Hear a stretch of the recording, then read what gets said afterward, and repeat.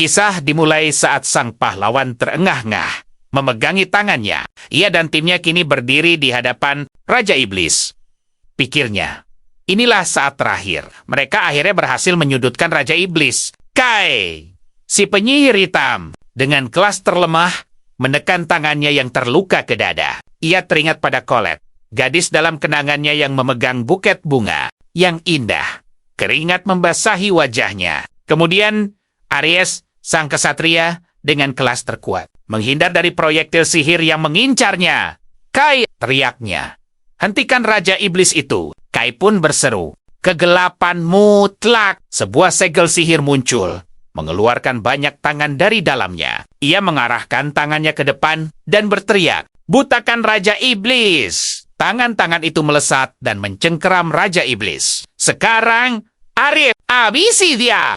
Teriak Kai. Senyum sinis terukir di wajah sang kesatria. Ia menggenggam pedangnya, berlari maju, dan berkata, sampai jumpa saudaraku. Setelah itu, pedangnya menembus dada Kai bersamaan dengan Raja Iblis. Sang pahlawan berkata, dengan bingung, apa? Ia tak percaya dirinya ikut terluka bersama Raja Iblis. Mereka pun jatuh ke lantai. Aries merentangkan tangannya dengan angkuh dan berkata, aku telah mengalahkan Raja Iblis. Sekarang, akulah pahlawan sejati. Kai menoleh dengan putus asa dan bertanya, kenapa? Aries balas bertanya, kau masih bertanya kenapa? Ia tersenyum gila sambil menutupi wajahnya. Penyihir hitam sialan, seorang kakak sepertimu seharusnya tidak sombong dan mencoba merasakan kemuliaan. Dasar brengsek, Kai berteriak. Apa maksudmu? Ioner dari kelas tertinggi, si Saleh, merentangkan tangannya sambil membetulkan kacamatanya. Ia berkata dengan sinis, makhluk jahat seperti penyihir hitam menjadi rekan kelas atas, ini ujian yang terlalu berat. Bahkan jika ini kiriman Tuhan sekalipun, Kai berteriak. Apa yang kau bicarakan? Aku memakai sihir hitam untuk selalu membantu. Kalian, lah, si pendekar sihir dari kelas langka, tertawa sambil menunjuknya. Membantu kami? Kau terlalu sombong, bodoh. Kau itu kelas terlemah. Selama 5 tahun terakhir, ia telah bekerja keras dan hanya tersisa 1 langkah lagi. Saat berusia 15 tahun, semua orang diberi peran khusus oleh dewa yang disebut kelas. Di hari itu, ia menjadi penyihir hitam, sebuah kelas sihir gelap yang dibenci karena anggotanya lebih dekat dengan iblis daripada manusia. Karena itu, Kai menderita penginan. Itu adalah kelas terlemah yang disebut sebagai kelas pecundang. La menginjak kepalanya sambil tersenyum, menganggap anggota kelas terlemah sebagai manusia. Bahayangku akan berkurang jika kau hidup. Jadi sebaiknya kau lenyap saja. Aries mencengkeram pedang yang tertancap di dada Kai dan Raja Iblis. Lalu berkata, kalau begitu, sekarang ia mulai mencabut pedangnya, membuat si penyihir hitam berteriak kesakitan. Ia teringat pada Colette. Dulu, ayah Colette berkata, kelas penyihir hitam dan Saleh tidak cocok. Pertunangan ini akan dibatalkan. Tidak, ayah. Ini keterlaluan. Aku ingin menikah dengan Kai, teriak Colette. Ayahnya menatapnya. Setidaknya, aku izinkan kau mengucapkan selamat tinggal. Kai menatapnya putus asa. Tidak mungkin. Colette mengulurkan tangannya, tetapi para penjaga menahannya. Ia memejamkan mata, lalu melepas gelang di tangannya dan meletakkannya di tanggang Kai, memintanya untuk menerimanya. Air mata menggenang di matanya. Kai menatap gelang itu dengan kaget. Colette berkata, tolong jaga baik-baik gelang ini. Selamat tinggal. Air mata menetes di wajahnya. Kita pasti akan bertemu lagi, ucapnya. Kini, Aries terus tertawa. Ia mendekati Kai dan berbisik, dia yang menyuruhku untuk menyingkirkanmu.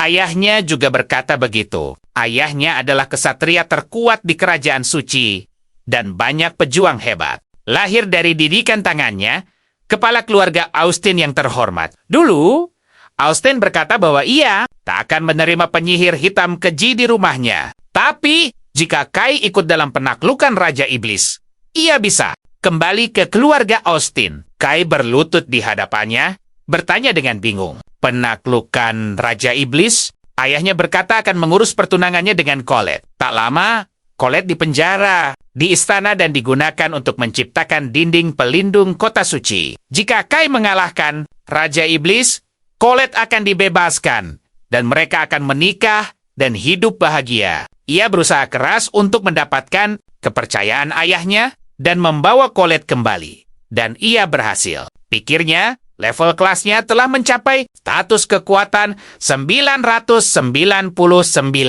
Namun, Aries tersenyum licik dan berbisik di telinga Kai. Sayang sekali saudaraku, lalu ia merentangkan tangannya dan tertawa keras. Karena adiknya yang tak terkalahkan. Sang kakak gugur di tangan Raja Iblis. Air mata mengalir di wajah Kai.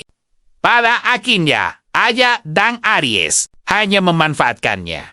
Sialan kau Aries, ukapnya. Sambil memegang pedangnya, Aries berkata, berhentilah mengganggu kami. Penyihir hitam tak berguna. Jangan khawatir, aku akan menjaga Colette dengan baik. Jadi lenyaplah kau. Jika Kai tahu akan seperti ini, ia akan membawa Colette dan kabur bersama. Ia tidak akan peduli pada hal lain. Tentang orang lain, ia hanya ingin menikmati kebahagiaan mereka. Saat itu, gelang yang Colette berikan padanya hancur, dan suara Colette bergema di kepalanya. Kai, kumohon, jangan pergi meninggalkanku. Begitulah suara yang ia rasakan. Ia merasa bersalah dan ingin bertemu Colette untuk terakhir kalinya. Tak lama, burung-burung hinggap di jendela kamar Kai. Colette yang ada di sana bertanya, Kai, sampai kapan kamu akan tidur? Sang protagonis membuka sebelah matanya perlahan. Tiba-tiba ia terlonjak bangun dengan kaget. Napasnya terengah-engah. Wajahnya basah oleh keringat. Ia menatap gadis itu. Dengan terkejut ia bertanya, Colette, bukankah gadis itu dipenjara di istana? Mengapa ia ada di sini? Colette berlari, mendekat. Ia bertanya, apa yang terjadi? Karena Kai berkeringat, Kai meletakkan tangan di dadanya. Ia berpikir, tidak ada luka. Ia berteriak bingung. Apa-apaan ini? Colette tersenyum sambil memegang handuk dan berkata, selamat pagi. Kai menatapnya dan merasa ada yang aneh. Colette seharusnya berumur 20-an. Tetapi, kenapa? Ia terlihat sangat muda. Colette menutup mulutnya karena malu dan bertanya, ayo laki, kamu masih belum bangun? Hari ini sangat cerah. Apa kamu baik-baik saja? Sang penyihir hitam tertawa dan meminta maaf padanya. Ia berkata kalau dirinya memang belum sepenuhnya sadar. Ucapannya terdengar cemas saat melihat pantulan dirinya. Ia terkejut karena dirinya juga terlihat sangat muda. Colette berkata dengan malu, Kai, ayo cepat bangun. Kemudian ia tersenyum dan merentangkan tangannya. Katanya, hari ini adalah upacara penentuan kelas. Ia sangat tidak sabar menantikannya. Keringat dingin mengalir di wajah penyihir hitam. Ia bertanya bingung, penentuan? Upacara penentuan hari ini? Lalu ia memegang bahu Colette dan bertanya penuh semangat. Sekarang, tahun berapa? Colette menatapnya dengan heran. Kai bertanya lagi, aku belum menjadi penyihir hitam kan? Colette makin bingung. Apa ini semua hanya mimpi? Colette mendorongnya, merasa malu karena jarak mereka terlalu dekat.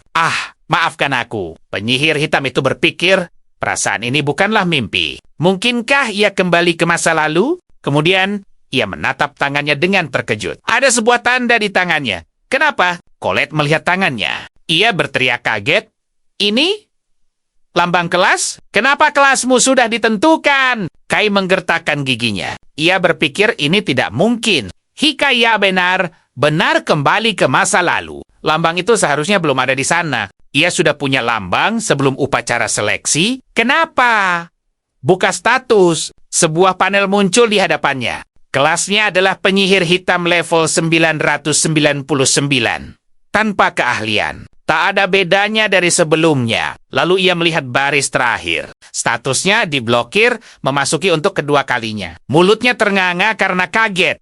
Kedua kalinya, ia berpikir, hal-hal aneh terjadi satu persatu. Namun, ada beberapa hal yang sudah jelas sekarang. Ia memang berada di masa lalu.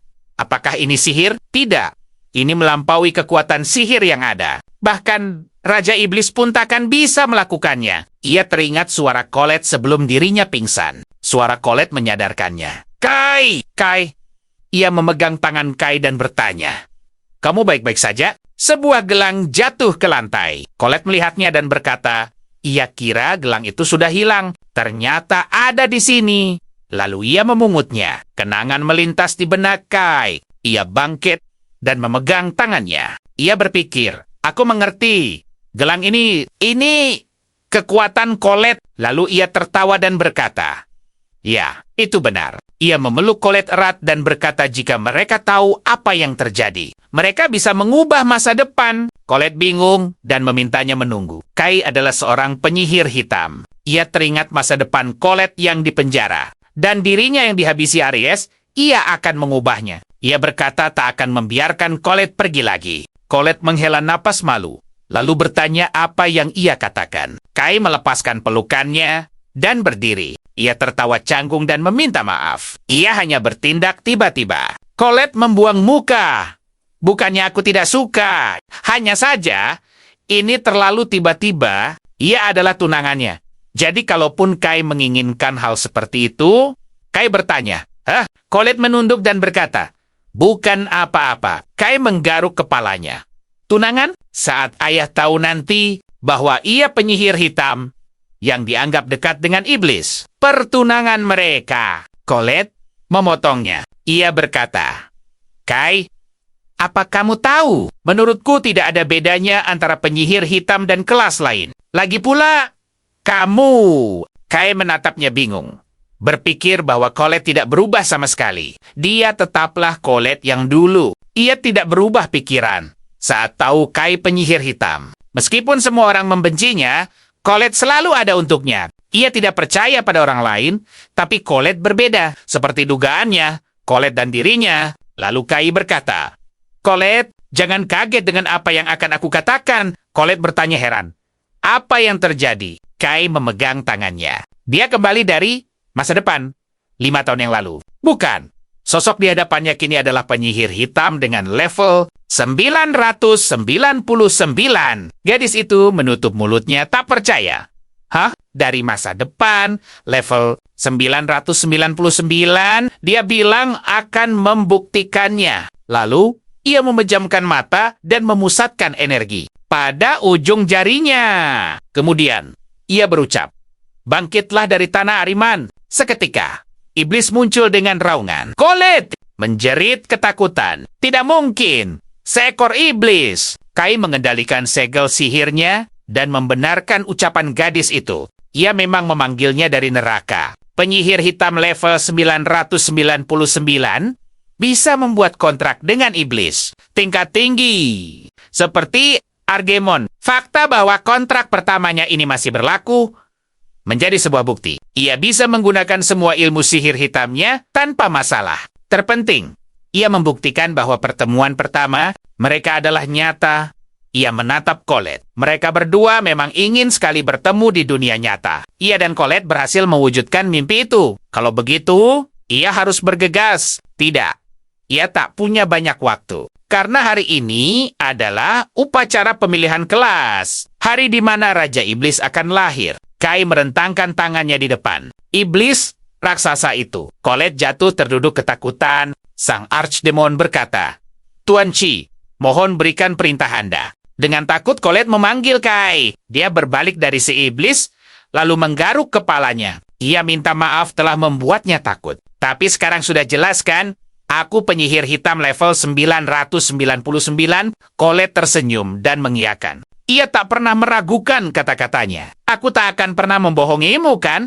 Ukapnya malu. Colette pun berdiri. Sambil memegang tangannya, ia berkata ini luar biasa. Bahkan 10 satria suci tak bisa mengalahkan Ardemon. Kai menjelaskan, penyihir hitam memang tak bisa menguasai keahlian lain. Tapi bisa memakai semua jenis sihir. Termasuk banyak mantra yang kuat. Keren sekali.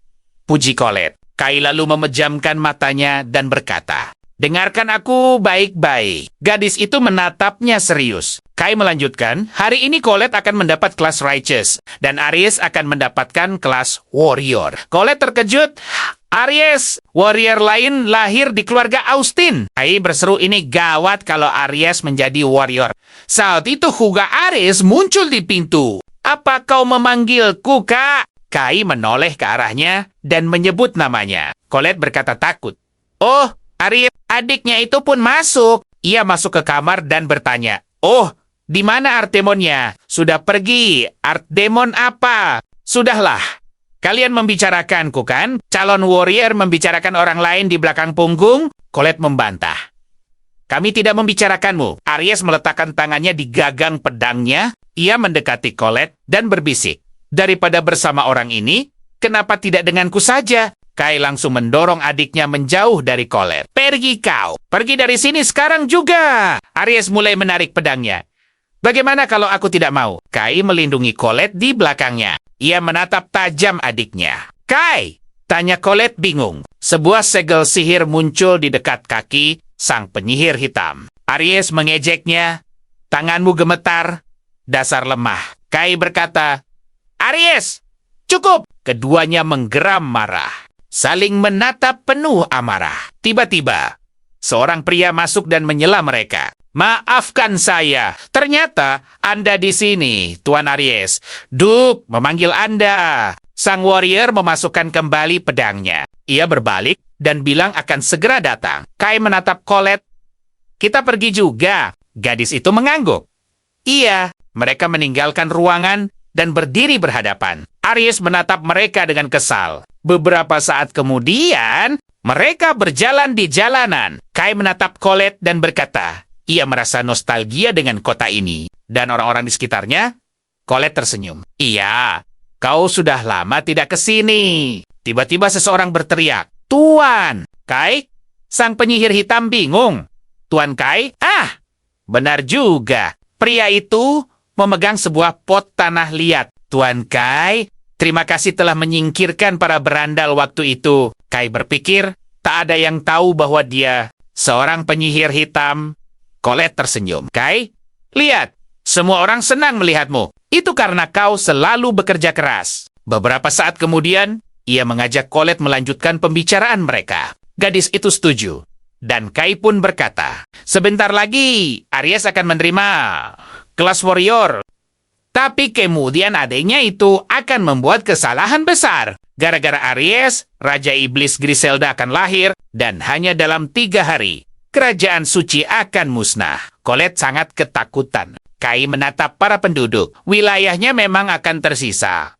Tapi, beberapa orang akan menjadi korban. Demi melindungi sisa kota suci, perisai agung akan dibuat. Untuk mempertahankannya, kau akan dikurung di istana kerajaan. Terlevilahi. Aku akan mendapat kelas penyihir hitam dan diusir dari keluarga Austin. Akan memisahkan mereka. Serunya dengan gembira. Apa yang dia katakan? Dia tidak mau hal ini. Dia selalu ingin bersamanya. Mata Kai terbelalak kaget, lalu merangkul bahu Colette dan bertanya, "Baiklah, apa kau mau ikut bersamaku?" Kai mengajaknya untuk selalu bersama. Wajah Colette memerah karena malu dan berkata, "Kai, apa ini lamaran untukku?" Kemudian dia tiba-tiba membungkuk untuk memeluknya dan berkata bahwa dia sangat bahagia. Kai berpikir di kehidupan pertamanya, dia sangat bodoh. Seandainya saja dia melakukan itu sejak awal. Dia memeluk Colette dengan erat dan berterima kasih padanya. Seharusnya hal ini ia lakukan sejak dulu. Setelah beberapa saat, dia mengambil tali kekang kuda yang ditunggangi Colette dan mengatakan, "Pada Anja," agar bersembunyi di desa Lakus untuk sementara waktu. Dengan begitu, dia akan terhindar dari bencana yang akan ditimbulkan oleh perang. Perjalanan ke desa itu akan memakan waktu sekitar 3 hari. Colette memakai tudungnya dan bertanya, apakah Kai akan ikut dengannya? Kai menggigit bibirnya, lalu meletakkan tangannya di dada dan berkata bahwa dia akan menghentikan Aries, mencegah kelahiran Raja Iblis. Colette berkata, "Aku mengerti, seperti yang diharapkan dari Kai." Colette menyuruhnya untuk berusaha sekuat tenaga, melindungi semua orang. Kai setuju dengannya. Colette berbalik dan melambai padanya berkata bahwa dia akan menunggunya. "Jangan terlambat, dan cepatlah jemput aku. Berjanjilah padaku." Kai tersenyum dan berkata bahwa dia akan menyelesaikan semuanya dan segera datang untuknya. Dia berjanji. Colette, salah. Ini adalah tindakan yang egois demi semua orang. Semuanya hanya untuk dirinya sendiri. Dia akan menyelamatkan Griselda dari cengkraman Aries dan membangun hubungan persahabatan dengan roh-roh jahat. Kerjasama dengan iblis diperlukan untuk menghadapi konsekuensi di masa depan. Dia menyadari kebenaran dalam pertarungan melawan Raja Iblis. Griselda berkata bahwa dia akhirnya bertemu dengan musuhnya, Sasha sang pahlawan. Dialah orang yang tidak akan pernah dimaafkannya. Aries dengan serius menggaruk bagian belakang kepalanya dan bertanya, "Hah? Dia dari masa lalu?" Ya, hal seperti itu terjadi. Tidak ada yang bisa membayangkan bahwa pembawa perdamaian, sang pahlawan, akan menjadi penyebab kehancuran umat manusia. Jika saja dia menyelamatkan teman Griselda, Sasha, mungkin dia akan menghentikan kelahiran Raja Iblis. Setelah beberapa saat, Kai memusatkan energi di tangannya, lalu membuka matanya, dan berkata bahwa sekarang adalah waktunya untuk memulai pemberontakan melawan takdir ini. Saat ini di ruang bawah tanah, Aries meluruskan cambuknya dan bertanya, "Apa kau sudah berubah pikiran?" Dia bertanya untuk yang terakhir kalinya. Griselda meludahkan cairan merah dan mengatupkan giginya. Aries berkata, "Griselda, kau harus melenyapkan kan?" Griselda bertanya dengan marah. "Hah? Kau ingin aku melenyapkan kembaranku? Menjijikan! Aku tidak akan menerima perintah dari orang bodoh sepertimu." Aries mengayunkan cambuk di depan kakinya dan berkata, "Sepertinya kau tidak tahu apa yang terjadi jika seseorang menentang perintah." Keringat dingin mengalir di wajah Griselda dan dia memejamkan matanya. Ada simbol sihir di belenggunya. Dia berpikir, borgol untuk menahan kekuatan sihir. Dia meletakkan tangannya ke belenggu di lengannya dan berkata, "Jika bukan karena ini, aku akan..." Aries bertanya, "Apa yang akan kau lakukan?" Dia mendekat dan berkata, "Sadarlah posisimu. Kau adalah budakku." Dia mengatupkan giginya dan menyuruhnya pergi melenyapkan Kai sekarang. Ada ramalan bahwa seorang pahlawan akan lahir hari ini. Kemungkinan besar si bodoh itu, aku yakin Kai dan Colette akan menikah setelah ini. Dan itu adalah bagian terburuknya. Urat di wajahnya menonjol. Dan dia berteriak bahwa dia tidak akan membiarkan ini terjadi. Colette dan gelar pahlawan seharusnya menjadi milikku seorang. Pahlawan. Kekuatan tempur tak terbatas hanyalah atribut dari kelas ini. Ditetapkan oleh dewa sebagai makhluk terkuat. Menjadi istimewa adalah hak seorang pahlawan. Memasuki rumah tanpa izin, mencuri, merusak properti, semua ini adalah hak istimewa seorang pahlawan yang disetujui oleh hukum. Dia tertawa gila dan berteriak, "Bukankah ini lebih baik? Tidak ada yang bisa melawan satu-satunya makhluk yang mampu mengalahkan Raja Iblis. Jika aku menjadi pahlawan, aku bisa memiliki wanita manapun yang aku inginkan." Air liur menetes dari sudut mulutnya, dan dia berkata bahwa dia ingin menjadi seorang pahlawan. Sial! Andai saja semua ini bukan untuknya. Jika Griselda melenyapkan Kay, dia pasti akan mendapatkan status pahlawan. Hari ini adalah kesempatan terakhirnya.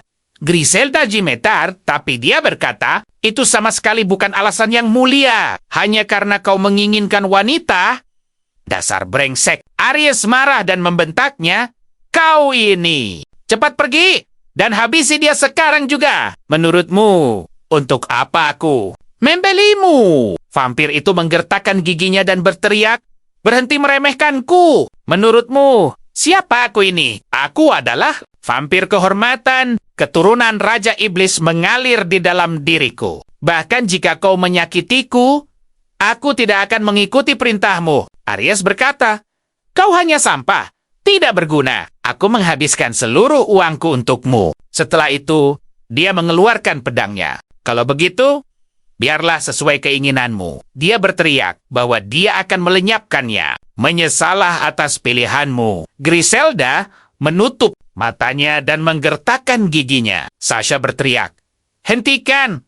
Kumohon, kau harus berhenti. Aku mohon padamu." Kai menatapnya. Griselda dengan gembira berteriak, "Sasha, apa kau sudah sadar? Kau harus diam." Sasha berkata, "Tidak, aku tidak akan diam, bahkan jika itu perintah Nona Griselda." "Tuan Aries, aku akan pergi melenyapkannya. Jadi kumohon, bebaskan Nona Griselda." Aries meletakkan kakinya di wajahnya dan bertanya, "Apa kau bilang akan pergi melenyapkannya? Kau Iblis kelas rendah, Kay, adalah anak berharga dari keluarga Austin. Dia menyerang wajahnya, dan Sasha menjerit kesakitan. Griselda berteriak, Sasha! Dasar jelek.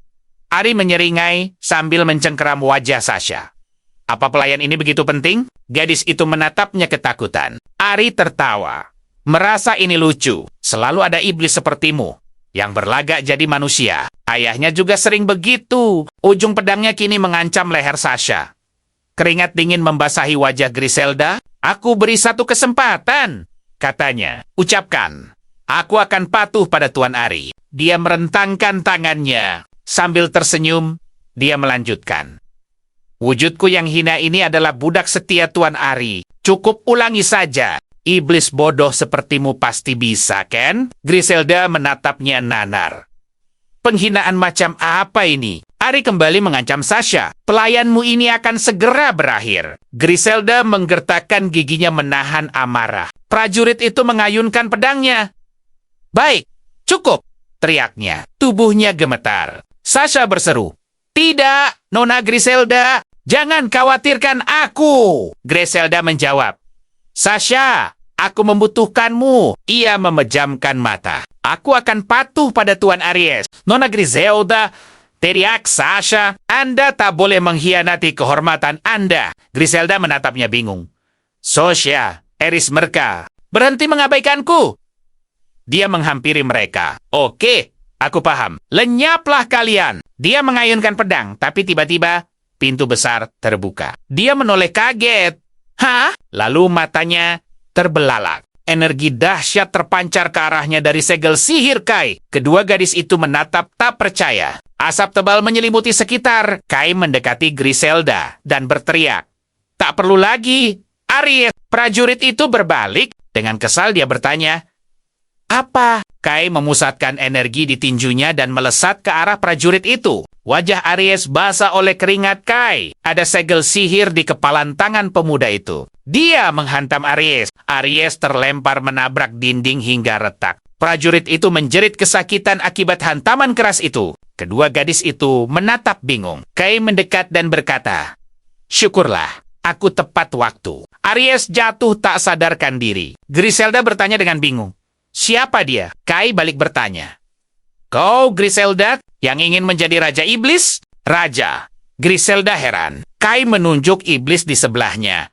Dan dia Sasha. Kemudian, iblis itu memanggil, Nona Griselda, tokoh utama kita bergumam, Aries itu benar-benar pria brengsek. Griselda menatapnya serius. Bagaimana kau tahu nama kami? Kai berkata, tunggu sebentar. Ia mengangkat tangan dan menggunakan sihir pemulihan. Dark Hill. Energi sihir menyelimuti Sasha. Dan lukanya menghilang. Ini sihir kegelapan, kata Sasha terkejut. Griselda berteriak kaget. Lukanya sembuh seketika. Kai mengulurkan tangannya. Aku akan menyembuhkanmu juga. Dalam hati Kai berpikir, Griselda adalah musuhnya dulu. Tapi sekarang di hadapannya bukanlah raja yang kejam. Dia hanyalah gadis kecil yang dijadikan budak. Kai juga menggunakan Dark Hill padanya. Energi sihir menyelimuti tubuhnya. Lalu dia memakai Break Shackles. Rantai di tangan dan kaki Griselda hancur berkeping-keping. Dia menatap tangannya takjub. Hilang. Lukaku juga. Dan sihir perbudakan itu. Ia menyentuh pipinya. Hanya dalam sekejap, katanya pada Sasha. Air mata mulai menggenang di matanya. Dia memeluk Sasha, Nona Griselda. Sasha membalas pelukannya. Hore! Akhirnya kita bebas. Seru mereka. Kai tersenyum. Sasha menangis terseduh. Seduh, kukira kita sudah tamat.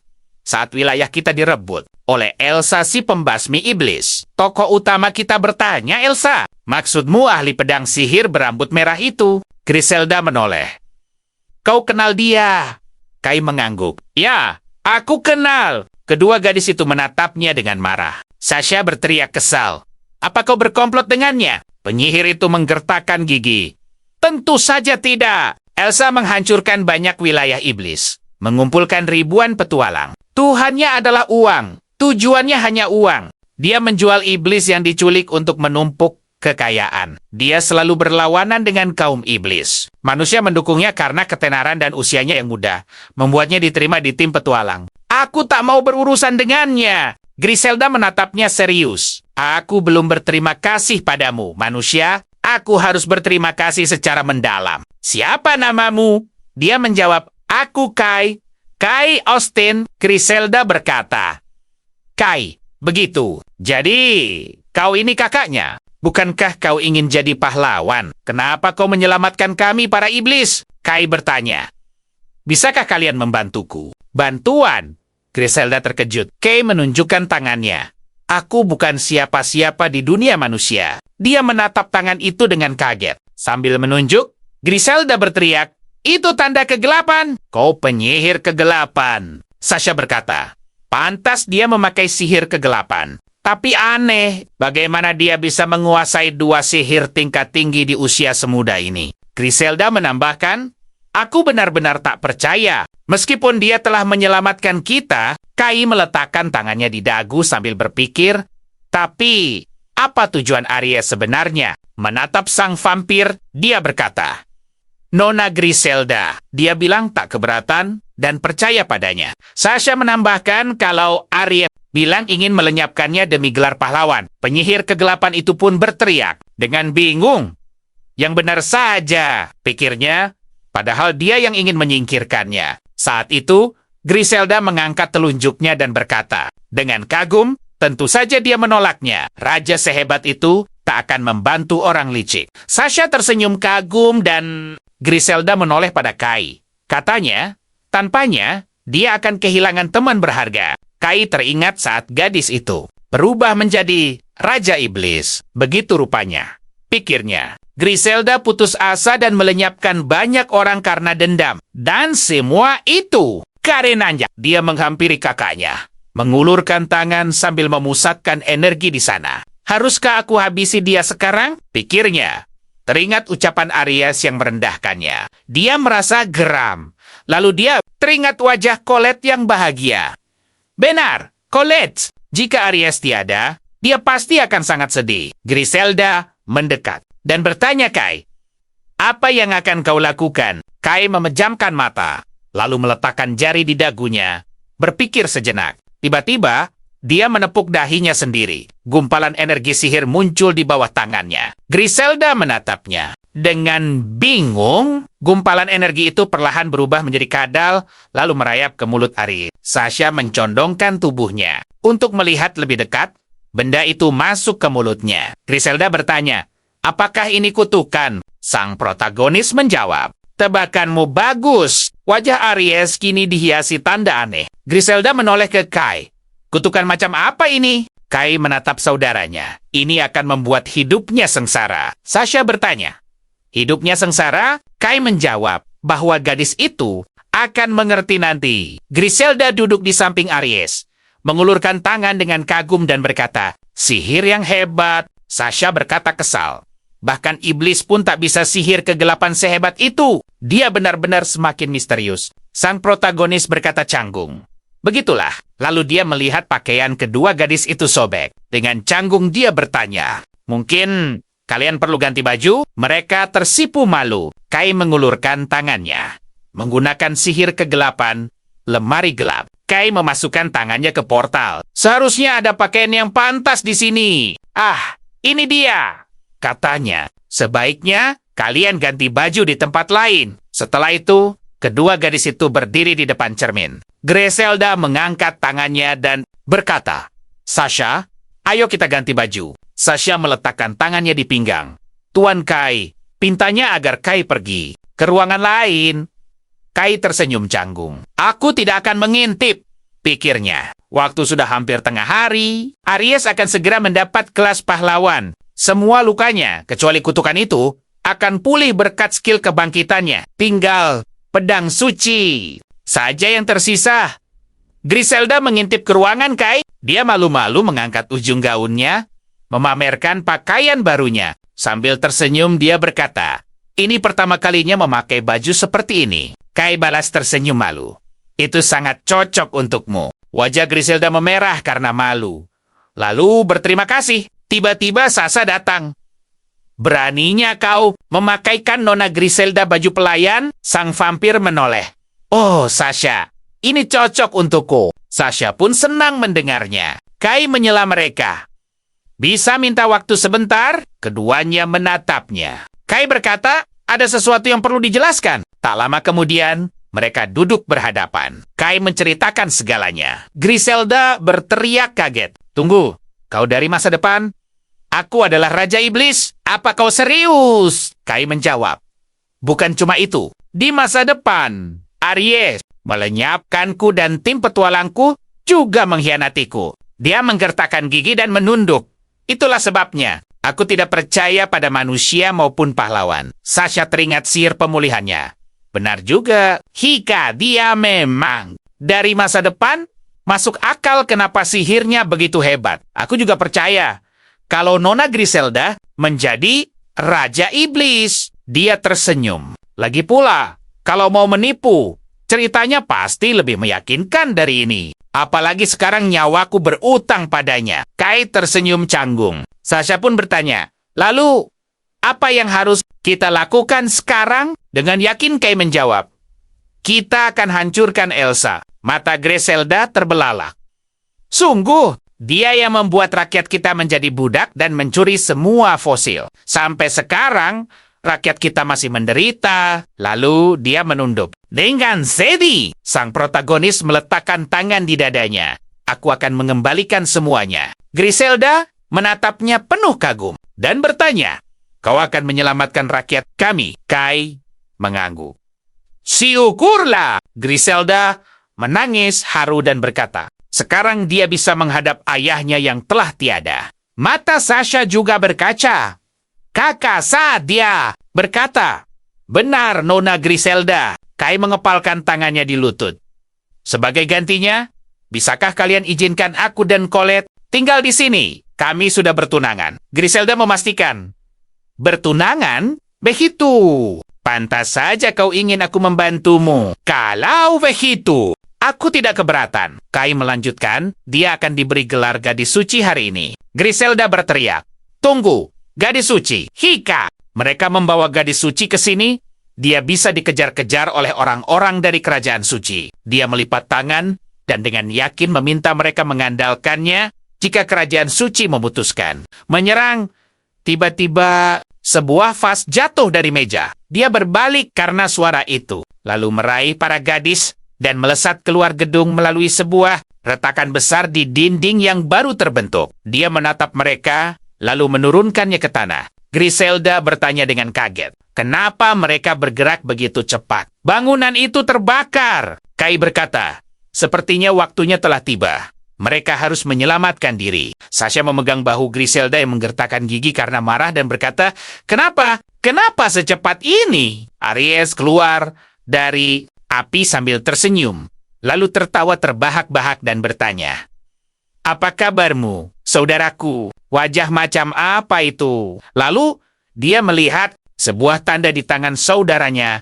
Matanya terbelalak kaget. Ini tanda penyihir kegelapan? Sungguh disayangkan. Berharap jadi pahlawan dengan sihir tak berguna itu. Dia melihat tanda di tangannya dan mengepalkan tinjunya. Dia berkata, bagaimanapun juga, dirinya lah yang akan menjadi pahlawan. Kai menatap tangannya dan berpikir, ini adalah tanda skill kebangkitannya. Sudah bekerja. Dia berkata, dialah yang menjadi pahlawan. Arya sang satria tersenyum gila dan berteriak bahwa dia menang. Dia akan menjadi yang utama. Griselda berkata, pahlawan aneh ini tidak bisa lebih buruk lagi. Aries menjeringkai dan berkata dia telah menghajarnya dengan cukup telak. Dia menawarkan untuk berterima kasih padanya. Dia mengulurkan tangannya dan berkata, tak menyangka akan mendapatkan ini. Satria itu mengangkat tangannya dan berteriak, datanglah, pedang suci Durandal, Tubunja. Diselimuti energi, petir terang menyambar ke langit. Lalu sebuah pedang muncul di tangannya. Sambil menatap senjatanya, dia berkata, inilah pedang pahlawan. Bukti bahwa akulah yang utama sekarang. Griselda bertanya dengan bingung. Apakah itu pedang yang sama? Sasha berkata, jumlah energi sihir di dalamnya sangat menakutkan. Sang vampir berkata, bahkan Kai sepertinya tidak akan sanggup. Sang karakter utama menggertakkan giginya dan berpikir, Durandal, pedang yang mengalahkanku pertama kali. Aries tersenyum dan berkata, kau boleh memohon ampun saudaraku. Kai berkata, Aries. Maka dia mengarahkan pedang itu. Padanya, satria itu menyeringai dan bertanya, apa kau tidak mengerti perbedaan kekuatan kita? Penyihir kegelapan, dia berteriak, karena aku seorang pahlawan. Tak ada yang bisa menang melawan pedang dengan energi sihir terkuat. Ini, bertobatlah karena kau melawan keadilan. Kai mengulurkan tangannya dan berkata, hentikan bualanmu. Serang Saka, akan kutunjukkan padamu neraka. Urat di wajah satria itu menonjol. Dia bertanya dengan marah, kau mau menunjukkannya padaku? Penyihir kegelapan memberi isyarat dengan tangannya dan berkata akan mematahkan pedangnya jadi dua. Jika sihir kegelapanku kalah, aku tidak akan keluar lagi. Aries berteriak, menarik! Sepertinya kau ingin segera lenyap. Dia memusatkan energi di pedangnya dan maju sambil berteriak bahwa dia akan menunjukkannya. Sang penyihir kegelapan menghindari pedang itu dan berpikir, energi sihirnya memang kuat. Dia terus menghindar sambil berpikir, kebiasaan seperti itu tidak akan membawanya kemana-mana. Lalu Aries berhenti dan berteriak bingung, bagaimana dia bisa menghindar? Kai berpikir, meskipun dia pahlawan, kekuatannya lebih rendah dari level pertama. Tiba-tiba sebuah panel muncul di depan wajah sang penyihir. Tertulis kelas tersembunyi terbatas telah diterima untuk kehidupan kedua. Dia berpikir kaget. Apa dikatakan kelas tersembunyi? Bintang kegelapan, dia berpikir terkejut. Apa ini? Aku baru pertama kali mendengarnya. Aries mengayunkan pedangnya di atas kepala dan mendekati saudaranya sambil berteriak. Lenyaplah! Dikatakan pada Kai bahwa ini adalah kelas khusus yang hanya bisa diterima oleh mereka yang telah menguasai sihir kegelapan secara ideal di kehidupan. Pertama, dengan bantuan bintang kegelapan, kau bisa mengingat semua jenis skill gelap. Jika kau melakukan kejahatan, poin kejahatan akan terakumulasi dan bisa ditukar. Dengan skill, penyihir kegelapan berpikir jadi harus berbuat jahat untuk dapat skill. Bagaimana caranya? Seharusnya dia diberitahu bahwa dia sedang diberi selamat. Dia melihatnya dengan kaget dan panel itu berkata, perbuatan hebat. Dia mendapat 1000 poin. Dia berpikir, aku tidak melakukan apa-apa. Panel itu berkata, kau menyelamatkan iblis dan menghadapi pahlawan. Dia tersenyum dan berpikir, begitu ya? Ini memang perbuatan jahat. Kalau begitu sisanya akan mudah. Daftar skill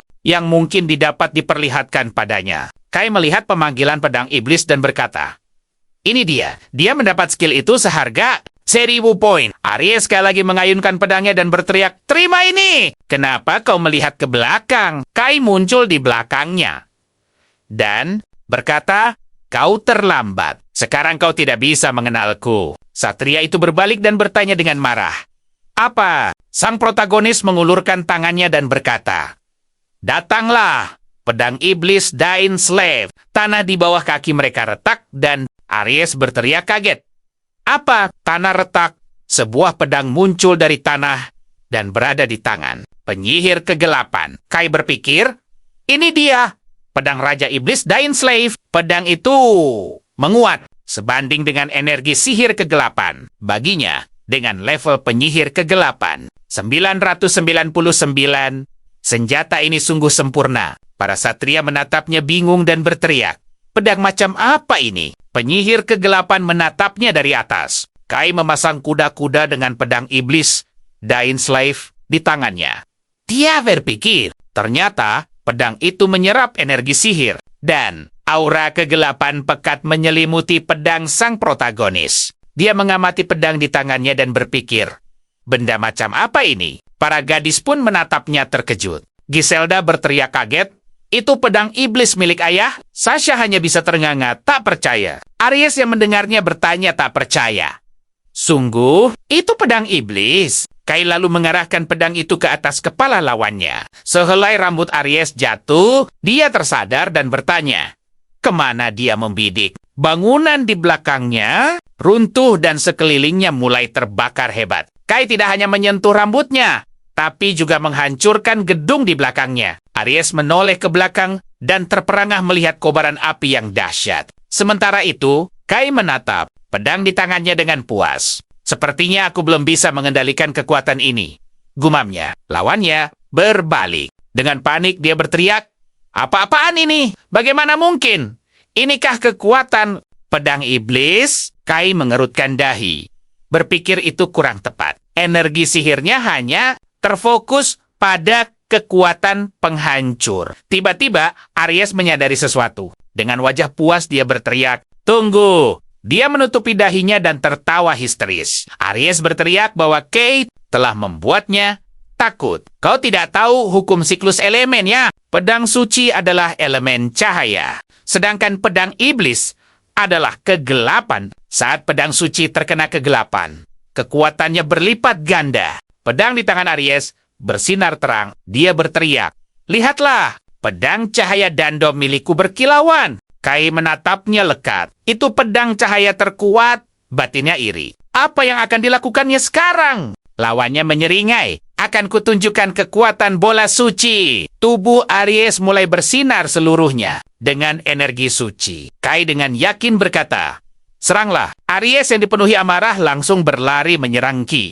Sambil berteriak, "Lenyaplah." Aries menggunakan sihir pukulan pamungkas. Aliran energi dahsyat melesat ke arah sang karakter utama. Aries berseru, "Inilah kekuatan seorang pahlawan." Sinar energi itu melesat cepat ke arah Kei. Menyilaukan mata. Gumpalan energi itu melesat dengan cepat. Sasa melindungi matanya dari cahaya silau dan berusaha untuk tetap berdiri tegak. Dia melindungi nonanya. Giselda mencondongkan tubuhnya ke depan dengan kaget dan berteriak. Gumpalan energi sihir yang besar sekali. Mustahil menghindarinya. Jika itu mengenai Kei, maka dia akan... Gumpalan energi sihir itu berhenti tepat di dekat Kai. Hal itu membuatnya terkejut. Tiba-tiba, serangan itu meledak, menyisakan lubang besar. Aries berdiri menatap kawah kosong itu. Sasha dan nonanya sangat terkejut. Tak percaya dengan apa yang mereka lihat. Aries menghela napas penuh kemenangan, lalu tersenyum puas. Dia tertawa terbahak-bahak. Bahkan debunya pun tak bersisa. Aries bersorak gembira, meneriakkan bahwa waktunya telah... "Antiba! Sekarang uang, tanah, dan kejayaan adalah milikku." Dia menatap para gadis sambil menjilat bibir. "Dan para wanita itu juga milikku sekarang." Griselda jatuh terduduk, syok. Dia tidak percaya bahwa Kai telah kalah. Aries menatapnya dengan tatapan buas. "Aku tidak bisa melepaskan orang sepertimu." Sasha memeluk dan melindungi nonanya. Aries berkata, "Kalian berikutnya." Tiba-tiba, Kai muncul tepat di belakangnya. Dia berpikir, inilah saat yang telah dinanti-nantikan. Aries menatapnya dengan bingung.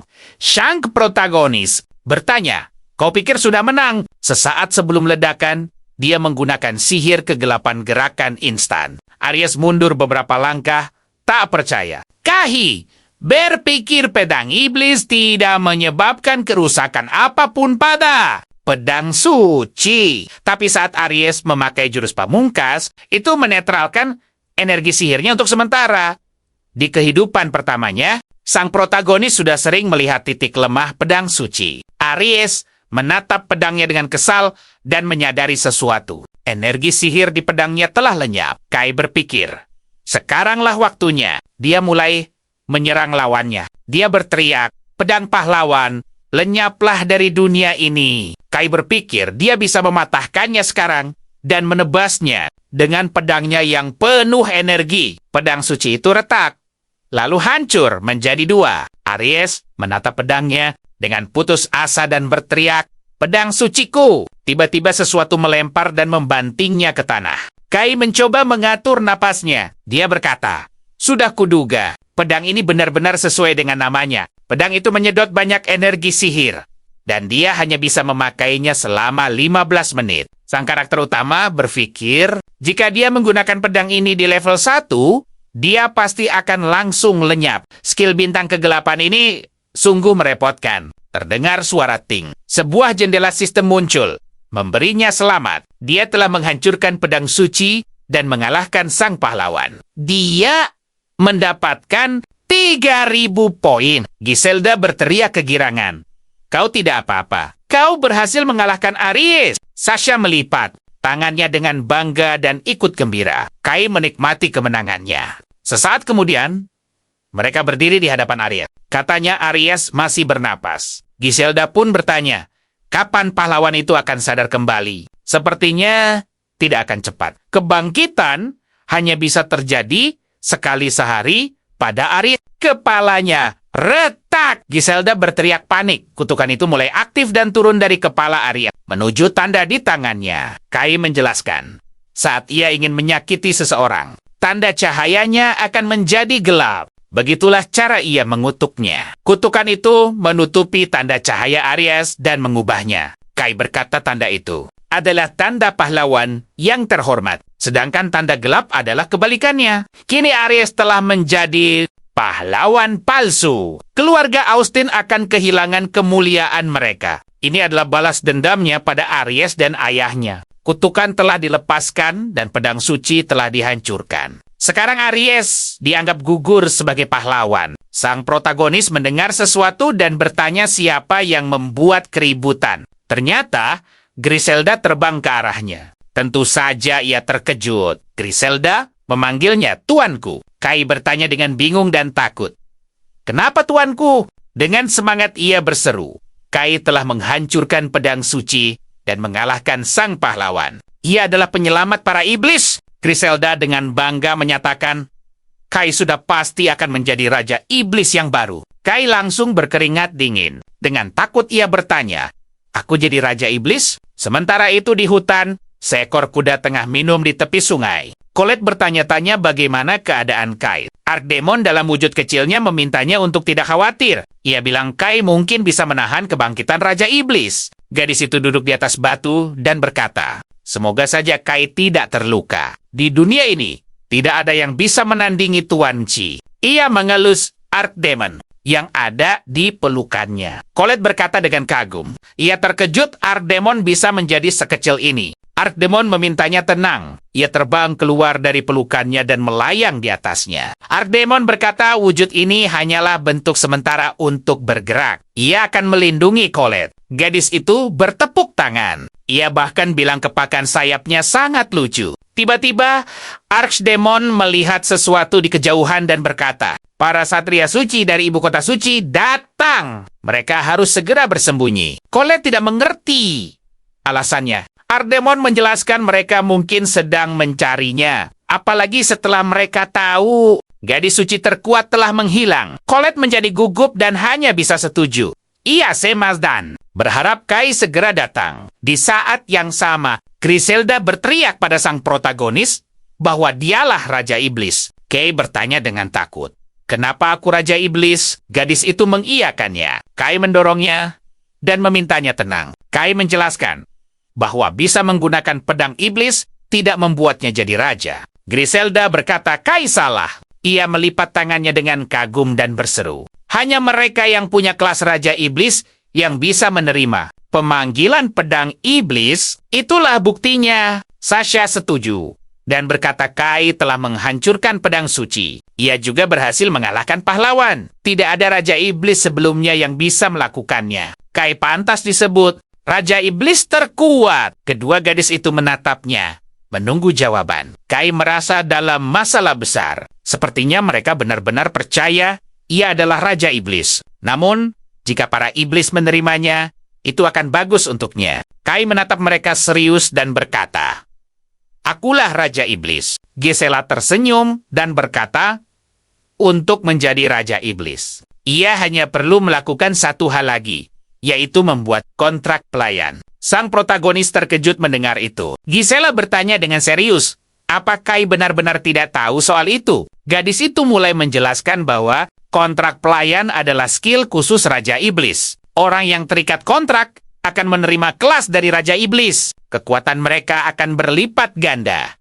Sebagai gantinya, mereka bersumpah untuk patuh sepenuhnya. Kai bertanya, pelayan? Ia berkata, tidak ada skill semacam itu di kemampuannya. Sang protagonis membuka jendela informasi dan mulai mencari. Tiba-tiba, ia melihat sebuah skill baru telah terbuka untuknya. Kai berpikir, ini dia. Di sana tertulis, kontrak pelayan 300 syarat untuk membuka, hancurkan pedang suci pahlawan. Ia sadar, setelah pertarungan tadi, ia telah memenuhi syaratnya. Sekarang ia bisa melihat kelas yang bisa ia berikan lewat kontrak itu. Kapten Iblis meningkatkan serangan bawahan 12 kali lipat dan memberinya 1 skill Raja Iblis. Syaratnya hanya bisa menciptakan 16 kapten sihir. Saat merekrut prajurit iblis, semua status bawahannya meningkat 1,5 kali. Bawahan itu juga diberi 2 skill dari Raja Iblis. Syaratnya,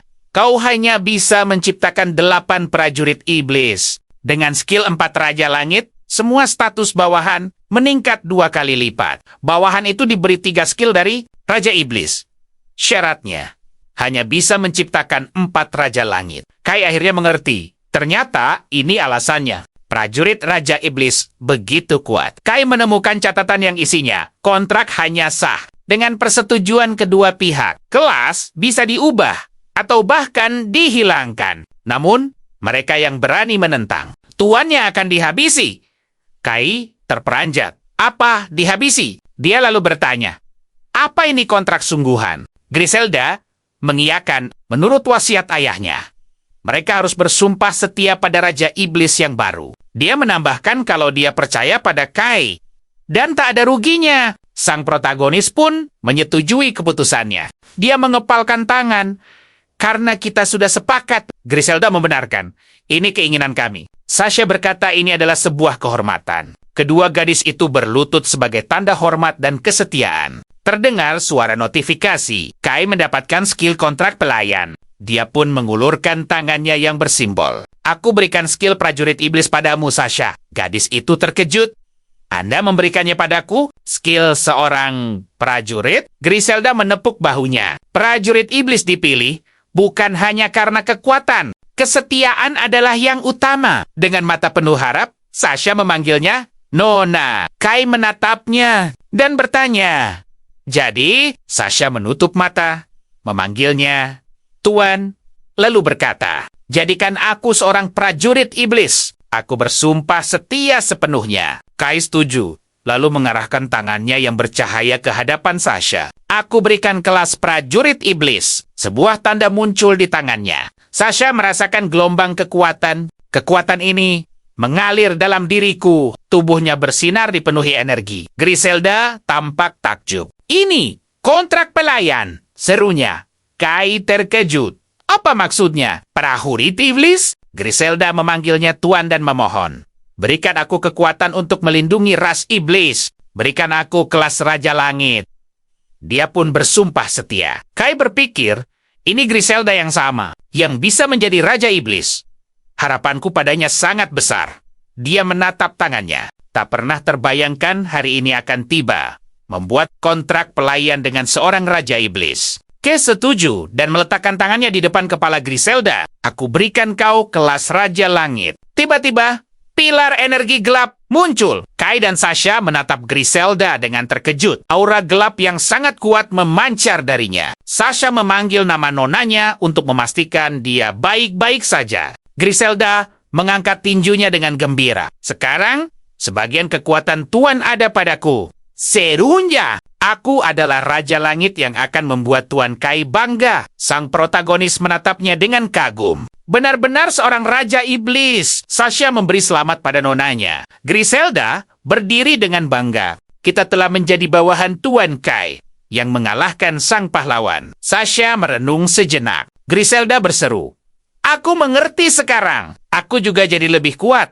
Kita akan ciptakan dunia baru. Dunia iblis bersama Tuan kita. Kedua gadis itu berpelukan dengan bahagia. Sasha menyetujuinya. Kai menatap mereka. Dia berhasil mengalahkan Aries dan menjadikan Raja Iblis sebagai rekannya. Takdir telah berubah. Namun, sebuah suara menginterupsi pikirannya. Dia berbalik dan melihat pasukan ayahnya. Ayahnya murka. Sambil menghunus pedang, dia berteriak, bagaimana kau akan menjelaskan ini? Anak bodoh! Komandan G bertanya dengan marah, bagaimana bisa Aries kalah? Kenapa kau bersama para iblis? Jawab aku! Kai menyembunyikan kedua gadis itu di belakangnya. Griselda bertanya. Sikapnya sangat percaya diri. Siapa dia? Kai menjawab dengan tenang. Dia pemimpin para satria suci. Ayahku. Di dekat reruntuhan, pasukan menemukan jasad Aries. Mereka memeriksanya dan sadar dia masih bernapas. Komandan G menatap putranya. Kau bahkan tidak datang ke upacara kenaikan kelas. Apa yang sebenarnya kau lakukan? Kai menjawab. Aku adalah penyihir kegelapan. Ayahnya sangat terkejut. Bukankah kau seharusnya menjadi pahlawan?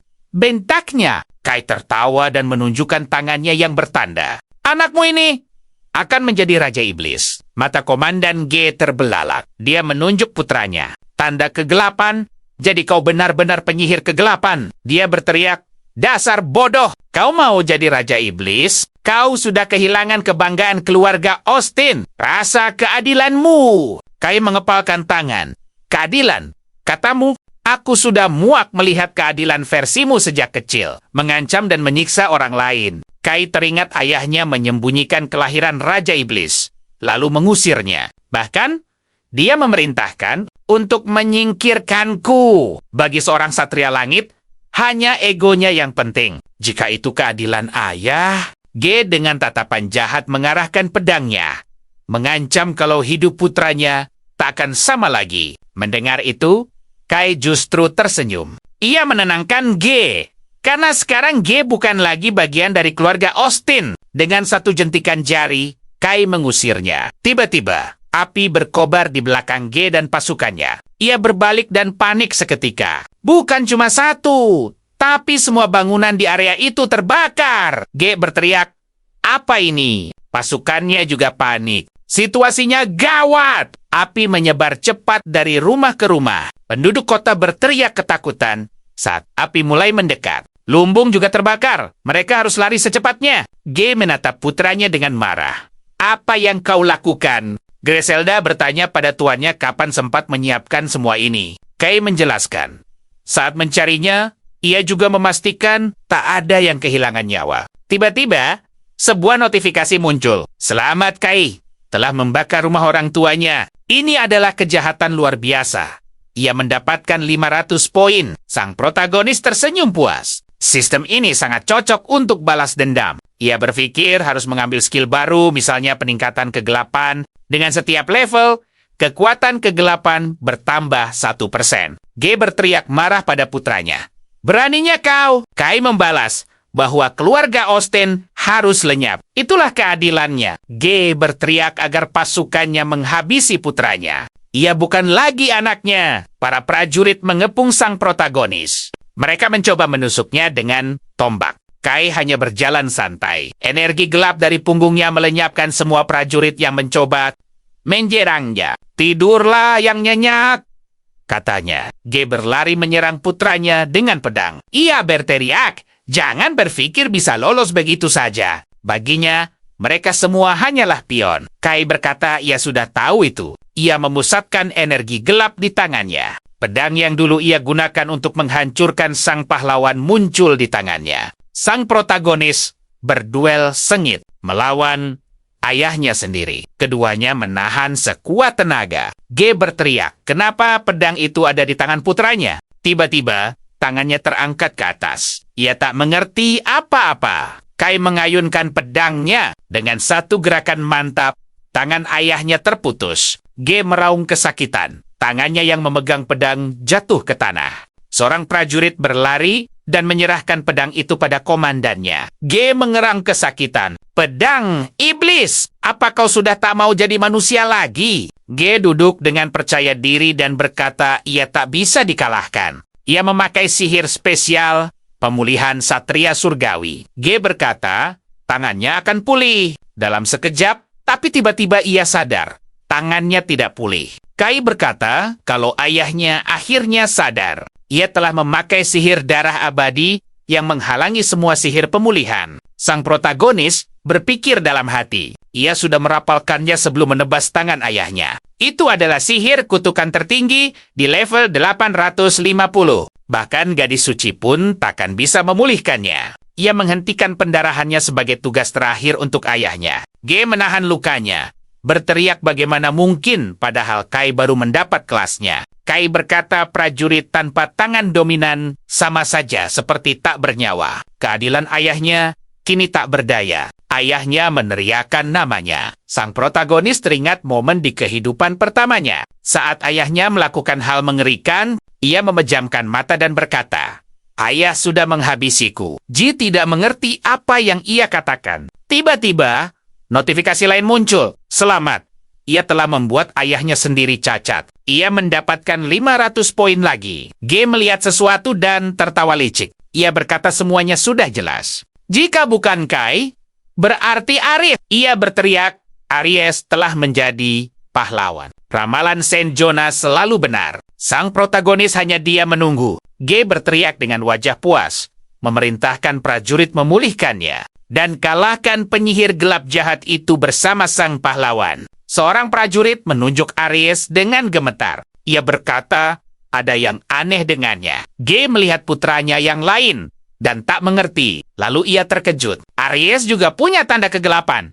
Dia juga penyihir gelap. Tidak mungkin. Ramalan Ion tidak mungkin gagal. Kai berpikir, ramalan Saint Ion memang benar. Aries memang menjadi pahlawan. Ia hanya menutupi tanda cahayanya dengan tanda kegelapan. Ion adalah ancaman utama rencananya. Itu sudah pasti. Sebagai bagian dari tim pahlawan, skill unik prediksinya bisa melihat 7 hari ke depan dengan akurat. Ia harus menyingkirkannya sesegera mungkin. G sangat terpukul mendengar berita itu. Kai bertanya, apa ayahnya juga akan mengusir Aries sekarang? Karena kedua pewarisnya adalah kelas kegelapan, kebanggaan keluarga sudah hancur. Ayahnya berteriak marah. Ini mimpi buruk. Apa yang akan terjadi pada martabat keluarga Austin sekarang? Prajurit bertanya apa yang harus dilakukan pada Tuan Aries. G berteriak, tidak, buang dia ke sampah, dia adalah noda kotor. Kelas kegelapan tak dibutuhkan, mereka harus disingkirkan. Kai menghela napas, menganggap ayahnya bodoh, dan juga seorang pahlawan. Kini, Aries akan kehilangan status bangsawannya. Tujuan sang protagonis pun tercapai. Tak ada lagi urusannya di sini. Dia memberitahu ayahnya kalau dia akan pergi. G masih berlutut dan menatap putranya. Dia bertanya apa putranya serius akan memihak para iblis. Kai membenarkannya. Setidaknya mereka bisa dipercaya. Dalam hatinya, sang protagonis berpikir kalau dia hanya bisa mempercayai Colette. Dia mendekati para gadis dan mengajak mereka pergi dari sana. Mereka setuju dan Griselda memuji. Sasha bilang dia hebat. Kai berpikir melihat mereka. Sepertinya para iblis ini punya hati yang tulus. Bagi dia yang tahu kelicikan manusia, hati mereka terlalu polos. Sang protagonis pun mengucapkan selamat tinggal pada ayahnya. Saat mereka meninggalkan gerbang, seorang penjaga mendekat. Dia bertanya pada sang protagonis apa terjadi sesuatu di dalam. Kai menyuruh penjaga itu memberitahu semua orang untuk tidak mengantarnya. Dan siapapun yang mengikutinya akan berakhir. Penjaga itu setuju dengan ketakutan. Kai berterima kasih lalu pergi. Tiba-tiba saja, mereka bertiga menghilang. Penjaga itu terkejut. Kai memakai sihir kegelapan gerakan instan. Dengan syok, penjaga itu bergumam kalau tuannya baru saja lenyap. Sang protagonis dan pengikutnya muncul di hutan dekat sungai. Para gadis itu tampak sangat terkejut. Kai menoleh sambil tersenyum, mengajak mereka lanjut berjalan. Sasha melihat sekeliling, berkata kalau ini sihir yang sangat praktis, mereka sudah jauh sekali. Griselda dengan kagum berkata kalau Kay telah menunjukkan pada ayahnya. Di mana posisinya sang protagonis berterima kasih. Griselda bertanya, apa mereka bisa masuk lebih jauh ke wilayah iblis? Kay setuju dan meminta mereka bergegas. Tapi pertama mereka harus ke desa Lake untuk menemui Colette. Tiba-tiba, sang protagonis menyadari sesuatu. Dia berkata akan memperkuat para gadis itu untuk berjaga-jaga. Griselda terkejut, bertanya apa mereka akan jadi lebih kuat lagi. Kai pun meletakkan tangannya pada mereka. Dia akan memberi Griselda dan Sasha peningkatan sihir kegelapan tingkat X. Keduanya mengerang merasakan gelombang kekuatan. Griselda berteriak merasakan sesuatu yang hangat, mengalir. Sasha juga berteriak. Ini terlalu kuat baginya. Kai berpikir, ini adalah salah satu kemampuan kontrak pengikut, yaitu memberi skill miliknya. dia sendiri tidak akan kehilangan skill itu. Jadi ini lebih seperti berbagi. Sang protagonis menggaruk kepala dan meminta maaf pada mereka. Para gadis itu berusaha mengatur napas. Dengan terbata-bata, mereka mencoba berterima kasih atas kekuatan ini. Kai tak menyangka reaksinya begitu dan menyarankan mereka istirahat. Mereka pun duduk di tunggul pohon untuk beristirahat. Kai teringat tentang sebuah gelang dan mulai mencarinya. Dia berharap Colette baik-baik saja. Gadis itu memberinya. Gelang itu sebagai jimat di kehidupan pertamanya. Gelang itu sempat rusak, tapi energi sihir yang kuat masih terpancar. Berkat gelang itu, tiba-tiba sang tokoh utama sadar dia bisa menggunakan skill itu. Dia mulai mencari di daftar kemampuannya. Dan dia menemukannya. Skill penilaian item. Biayanya 500 poin. Dengan ini, dia bisa mengetahui harga, kepemilikan, dan cara pakai suatu benda. Kai mulai menganalisis gelang itu. Penilaian pun berhasil. Ternyata, itu adalah gelang waktu. Di dalamnya, ada doa untuk pertemuan kedua dengan kekasih. Gelang ini berisi kekuatan sihir dari gadis suci, waktu. Dengan gelang ini, perlindungan sihir pemiliknya meningkat sebesar 5%. Mata Kai terbelalak. Dia sudah menduganya. Jadi berkat gelang inilah, dia bisa terlahir kembali. Sang protagonis teringat kepingan kehidupan pertamanya. Dia menggenggam erat gelang itu, berpikir semua ini berkat Colette. Dia akan menghancurkan keluarga Austin yang memisahkan mereka. Dia akan mengubah masa depan agar mereka bisa bahagia bersama. Kai sadar, Colette adalah gadis suci waktu. Apa dia juga punya kelas tersembunyi? Dia berpikir sebaiknya tidak menyimpulkan sendiri dan harus segera menemuinya. Griselda menatap tuannya dengan bingung dan bertanya ada apa. Kai menjawab tidak ada apa-apa. Lalu memimpin jalan. Para gadis dengan gembira mengikutinya. Sang protagonis dalam hati meminta Colette menunggunya di sebuah ruangan gelap yang diterangi lentera. Seseorang berlutut di hadapan Jonah. Dia memuji orang itu, lalu menyuruhnya pergi. Satria itu mengangguk patuh. Dan pergi. Jonah tersenyum licik. Bergumam, akhirnya dia menemukan gadis suci waktu. Beberapa waktu kemudian, di desa Lex, Santo Jonah dan anak buahnya sedang menginterogasi penduduk. Dia berdiri di depan seorang pria terikat. Salah satu anak buahnya menodongkan pedang. Jonah membungkuk dan mulai bertanya-tanya padanya. Hasilnya, beberapa orang terikat duduk di jalan. Santo Jonah berkata, mereka sudah tahu perkiraan lokasi Santa Colette. Jadi tak perlu lagi menginterogasi mereka. Dia berterima kasih atas bantuan mereka dan meminta dia menyuruh bawahannya menghapus ingatan mereka dengan sihir, lalu melepaskan mereka. Perintah itu langsung diterima. Orang-orang kebingungan dan berteriak, apa mereka akan dilepaskan?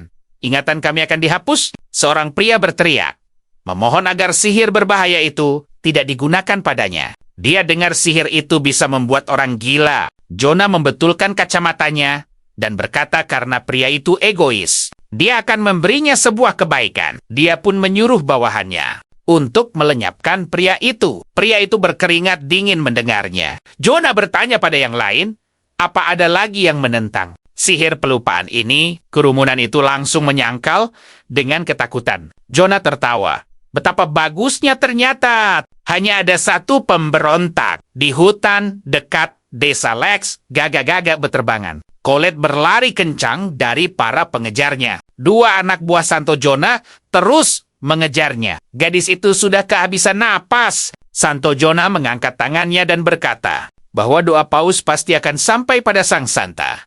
Biarkan dia selamat. Baginya tidak penting akan menjadi pahlawan atau Raja Iblis. Dia hanya butuh kehidupan kedua. Dan hanya gadis suci waktu yang bisa mengabulkannya. Keinginan dan kemampuan prediksinya tidak akan membiarkan Colette, putri Markivam, lolos. Salah satu bawahannya berpaling dan bertanya mengapa dia membiarkannya kabur. Santo Jonah bilang itu aneh. Mungkin gadis itu mengira mereka adalah bandit karena gelap. Dia pikir mustahil Colette merasakan sesuatu dengan kemampuannya. Gadis itu berlari ke sebuah bangunan dan melihat sekeliling. Dia sadar telah menemui jalan buntu. Para bawahannya berhasil menyusul. Sang iblis agung berteriak, Andai saja dia lebih cepat sadar. Colette menunggu sesaat dan berkata bahwa tidak ada hal buruk terjadi. Mungkin mereka bisa bicara baik-baik. Di antara mereka ada Santo Jonah sendiri. Dia memanggil namanya dan menyapanya dengan hormat. Dia menunjukkan rasa senangnya bisa bertemu dengannya. Gadis itu memanggil namanya dengan dingin dan tegas. Tiba-tiba, Santo Jonah melihat sebuah tanda di tangannya dan berpikir, mungkinkah ini benar-benar gadis suci waktu? Colette bertanya, apa tujuan mereka membuat keributan seperti ini? Santo Jonah tersenyum dan berkata, mereka datang untuknya. Dia tahu bahwa seorang raja iblis baru telah muncul berkat sebuah ramalan. Mereka ingin Colette memasang pelindung suci di sekitar ibu kota. Gadis itu menolaknya dengan wajah tidak senang dan berkata itu tugasnya. Dia menekan kepalan tangannya ke dada dan berteriak bahwa dia tidak punya rasa takut karena pahlawan sejati bernama Kai telah mencegah kelahiran Raja Iblis. Santo Jonah menatapnya dengan heran. Colette bertanya, bukankah kau meramal Raja Iblis akan lahir hari ini dan melenyapkan separuh populasi negeri? Tapi jika itu belum terjadi, berarti Kai berhasil. Dia tertawa dan bertanya bagaimana Colette tahu ramalannya. Dengan yakin, Colette berkata bahwa Kai yang memberitahunya, dia mungkin takkan percaya. Tapi Kai datang dari masa depan. Dia menyelamatkan banyak orang hari ini. Kai adalah pahlawan sejati. Santo Jonah tertawa histeris. Apa-apaan ini? Dia berteriak, maksudmu ada orang lain yang menjalani kehidupan kedua? Kai ini, bukankah dia putra keluarga Austin? Colette membenarkannya. Santo Jonah berkata, sayangnya dia hampir melukai saudaranya dengan kekuatan gelapnya, dan dia juga melawan keluarganya sendiri. Dia membakar rumahnya, lalu kabur. Colette berteriak saat tahu rumahnya dibakar. Tidak mungkin, kau pasti bohong. Santo Jonah berteriak, ramalannya selalu benar. Dia bilang C. Austin adalah Raja Iblis yang jahat, tapi dia tidak menyangka gadis itu akan memihaknya. Colette menjerit ketakutan. Apa yang kau lakukan? Dia menunjuk Colette dan berteriak agar gadis itu diikat. Santo Jonah berpikir bahwa Kai Austin yang hidup untuk kedua kalinya adalah ancaman yang mengerikan. Dia sadar bahwa Kai dan Colette punya hubungan khusus. Jika Colette disandera, Kai tidak akan berani melawan mereka. Dan jika lancar, mereka bisa mendapatkan informasi darinya. Colette meminta mereka untuk menunggu. Santo Jonah terus berpikir, ini akan berhasil. Lagi pula, gadis suci waktu adalah kunci kehidupan kedua. Hari di mana dia akan menguasai dunia sudah dekat. Tiba-tiba, sang iblis agung muncul dari belakang gadis itu. Dia berubah ke wujud aslinya dan mengaum pada mereka. Para bawahan sangat ketakutan. Mereka semua menjerit ngeri. Iblis agung itu menyerang dengan cakarnya, melukai tubuh mereka. Seorang bawahan memanggil Santo Jonah. Dengan tergagap, sang iblis berdiri di belakang gadis itu, memegang api di tangannya. Colette berkata, dia pikir mereka bisa bicara baik-baik. Tapi sepertinya semua terjadi seperti yang Kai katakan. Santo Jonah tidak terima dan berteriak, tidak mungkin, ini iblis agung. Colette bertanya, jadi Jonah yang bersalah atas kerusakan manusia serigala. Dia memintanya menceritakan semua dosanya. Dia berteriak ketakutan dan meminta maaf. Dia berkata akan melakukan semua yang dikatakan Colette. Sang iblis agung berkata akan membuat mulutnya tak bisa bicara lagi. Karena Jonah berpikir bisa lolos dengan kebohongan itu.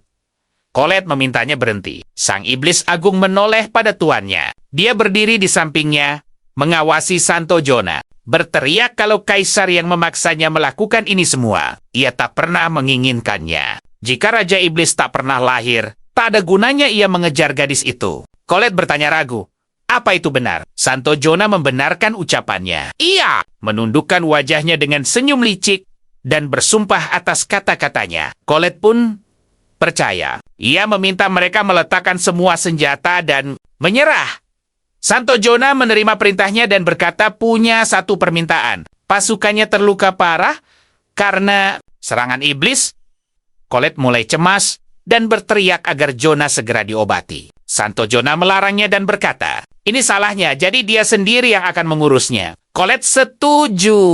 Jonah mengeluarkan sebotol ramuan dan mulai meminumkannya. pada prajurit yang terluka. Santo Jonah menyuruhnya meminum ramuan pemulihan itu, Perlaan Saha, karena rasanya enak dan sangat manis. Jonah tertawa di depan wajah Colette dan berteriak, "Dasar gadis naif." Tiba-tiba, bawahannya mulai terbatuk-batuk. Gadis itu tidak mengerti apa-apa. Arcuman itu berteriak. Anak buahnya membatukan sesuatu. Prajurit itu mulai berubah wujud. Ia menjerit kesakitan, merasa tubuhnya akan meledak. Colette mulai panik. Prajurit itu berubah menjadi raksasa seperti Archdemon. Ia mencengkram tinju lawannya, mencoba kekuatan barunya. Santo Jonah berteriak bahwa levelnya sudah meningkat. Bagaimana bisa levelnya 800? Mata prajurit itu melotot dan berteriak, ini adalah keajaiban. Dia akan bisa melawan Archdemon. Archdemon itu meraung tidak senang, yang berarti dia punya kartu as. Tapi dia tidak. Sesederhana itu. Mereka pun terlibat dalam pertarungan sengit. Colette mulai mundur ketakutan. Santo Jonah berteriak, "Kau tertangkap!" Ia membuka bukunya dan berkata, akan memastikan gadis itu tidak akan kabur. Ia menggunakan sihir cahaya, panah suci. Archdemon melihatnya. Santo Jonah bersorak atas kemenangannya. Panah itu melesat ke arah Colette dalam sekejap. Colette mencoba menghindar. Santo Jonah memanggil namanya dan mengendalikan panah itu. Tiba-tiba, Archdemon berhasil melindungi Colette dengan tubuhnya. Panah itu pun menancap tepat di dadanya. Gadis itu mulai meneriakkan nama Archdemon dengan histeris. Dan tidak mengerti kenapa Archdemon melakukan itu. Archdemon meraung kesakitan. Para prajurit melihatnya dengan ngeri. Santo Jonah berkata Colette sangat mudah ditipu. Ia tak menyangka iblis tingkat tinggi akan serendah itu. Dan bertingkah seperti anjing setia. Para satria bawahan berlutut di depan pedang mereka dan mengaktifkan sihirnya. Jonah berteriak pada para satria suci untuk maju. Mereka menerima perintahnya. Para satria berkata, ini demi keadilan. Mereka berlari dengan pedang yang bersinar dengan energi sihir ke arah Archdemon untuk menghabisinya. Jonah menyesuaikan kacamatanya dan berpikir, cahaya memang efektif melawan kegelapan. Para bawahannya menebas Archdemon berkali-kali. Jonah terus berpikir, mungkin ini sedikit berlebihan untuk Archdemon, atribut kegelapan. Colette berteriak, jahat sekali! Setelah tindakan seperti itu, dia menyebut dirinya orang suci, memalukan. Jonah tertawa dan bertanya lagi, jahat, dia ditempatkan di posisi orang suci, yang berarti dialah keadilan. Archdemon menghela napas dan berkata, Jonah adalah manusia kecil yang licik. Dia jatuh. Tak sadarkan diri sambil menyebut nama Colette, memintanya untuk menyelamatkan diri. Tubuhnya pun perlahan lenyap. Colette menatapnya dengan ngeri. Dia tidak bisa mempercayainya. Prajurit yang bermutasi itu berdiri dan mengagumi kemenangannya atas Archdemon. Tiba-tiba, semua uratnya menonjol dan cairan merah keluar dari retakan di tubuhnya. Dia menjerit kesakitan dan jatuh ke tanah. Prajurit itu menatap tuannya dengan harapan dan meminta untuk dipulihkan. Jonah menyuruhnya untuk tidak mendekat. Dia menjijikkan. Prajurit itu terus mengeluarkan cairan merah dan tidak mengerti apa-apa. Colette berlari dan mulai mencoba menyembuhkannya dengan tangannya. Gadis itu berkata, dia tidak akan meninggalkannya, dia akan menyembuhkannya sekarang juga. Prajurit itu menatapnya dan menangis. Dia mengagumi kebaikannya dan berkata, betapa manisnya gadis itu. Bagaimana bisa dia melakukan ini? Padanya, gadis itu menyembuhkannya sambil menangis. Prajurit itu mulai meminta maaf padanya, tapi sesuatu di dalam dirinya meledak dan aliran cairan merah menyembur dari mulutnya, mengenai wajah dan rambut Colette. Jonah mendekat dan berkata bahwa itu sangat buruk. Keadaan menjadi gawat, mereka harus pindah. Colette sadar dan bertanya, kau pasti sudah tahu ini akan terjadi, kan? Jonah berdiri dengan buku terbuka. Dia membenarkan kata-katanya dan berkata, ini adalah ramuan untuk meningkatkan sihir dengan bayaran kekuatan hidup. Gadis itu tidak bisa menahan emosinya dan menangis. Dia berkata, Jonah menyebut Kai Raja Iblis, tapi pada akhirnya, Jonah sendirilah musuh masyarakat yang lebih buruk dari iblis. Jonah menutup bukunya. mengatakan bahwa dia sangat menyesal. Dia duduk dan memeluk gadis itu. Dia pikir Colette akan menyukainya. Colette menangis. Jonah berdiri dan berkata pada anak buahnya bahwa mereka dalam keadaan darurat. Dia berteriak bahwa gadis itu dilindungi oleh iblis. Bawahan, Raja Iblis. Kemungkinan besar iblis itu telah mencuci otaknya. Colette berteriak, "Apa?" Jonah berbalik dan menatap gadis itu dengan seringai licik. Ia menggunakan jurus rantai suci. Rantai itu mengikat Colette agar tidak bisa kabur. Ia memohon agar Jonah berhenti. Jonah berteriak agar Colette mendengarkannya. Kai adalah musuh mereka. Dia melarangnya untuk menghubungi Kai. Colette tidak setuju. Hona model. Ia mengancam, jika berani melawan, rantai itu akan meremukkannya. Namun gadis itu tegas, Kai bukanlah seorang musuh. Jonah tertawa sinis. Ia tahu gadis itu mencintainya. Perasaan yang luar biasa. Colette pun tertunduk menangis pilu. Jonah menyeringai. Bertanya-tanya sampai kapan perasaan itu bertahan. Sebelum berubah menjadi penderitaan, ia tertawa terbahak-bahak. Sepuasnya, sambil menatap buku itu. Gadis itu hanya bisa memikirkan kekasihnya. Seorang pengikutnya yang gemetar menoleh pada Santo. Jonah mengatakan, ini sudah keterlaluan. Gadis itu penuh belas kasih. Jonah menatapnya tajam, lalu melepaskan serangan ke arahnya. Panah cahaya itu menghantam keningnya, membuat pria itu tumbang. Jonah tertawa, menyebutnya sebagai penista lainnya. Colette sangat terkejut dengan pemandangan itu. Ini sudah keterlaluan. Ia yakin Tuhan akan menghukumnya. Jonah justru tertawa di hadapannya. Ia berteriak bahwa Tuhanlah yang menjadikannya seorang santo.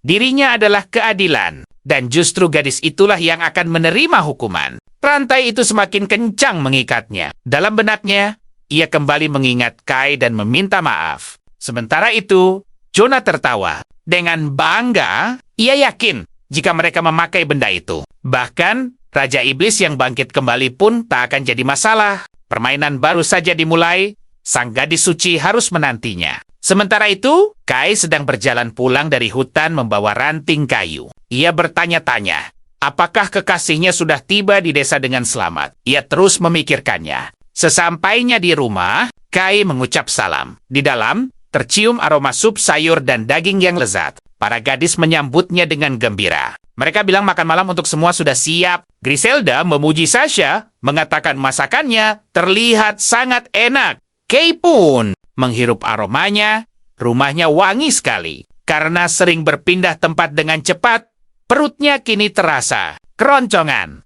Ia tak sabar untuk mencicipinya. Tiba-tiba, sebuah tanda di tangannya terasa sakit luar biasa. Ia menjatuhkan ranting-ranting itu dan mengerang kesakitan. Para gadis yang melihatnya langsung cemas. Kai segera menatap tangannya. Ia bertanya-tanya, kenapa energi sihir yang ia berikan pada Archdemon kembali padanya? Sang protagonis pun sadar kemungkinan Archdemon telah dikalahkan. Ia segera menghubunginya lewat telepati. Sang Archdemon pun menjawab panggilannya. Kai langsung bertanya, apa yang terjadi pada Colette? Sang Archdemon meminta maaf pada tuannya, melaporkan bahwa nona muda itu telah diculik.